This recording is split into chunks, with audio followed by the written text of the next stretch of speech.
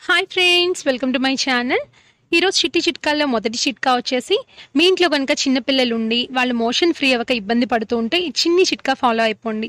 ఏం లేదండి, black grapes ఉంటాయి కదా, నల్ల ద్రాక్ష, వాటిని శుభ్రంగా 3-4 సార్లు సాల్ట్ వాటర్లో కడిగేసేయండి. అవి నీట్గా శుభ్రపరచుకున్నాక దాని నుంచి జ్యూస్ తీసి 2-3 స్పూన్లు కనుక డైలీ మీ పిల్లలకి తాగించినట్లయితే ఆ మలబద్ధకం సమస్య తగ్గిపోతుంది. ఇప్పుడు రెండో చిట్కా, మీరు కనుక కాలిపగుళ్ళతో ఇబ్బంది పడుతూ ఉంటే కనుక మల్లెపూల చెట్టు ఉంటుంది కదండి, ఆ ఆకులు తీసుకోండి. అవి గోరింటాకు కలిపి నూరేసి కాలిపగుళ్ళకి రెగ్యులర్గా రాయండి. కాలిపగుళ్ళు త్వరగా తగ్గిపోతాయి.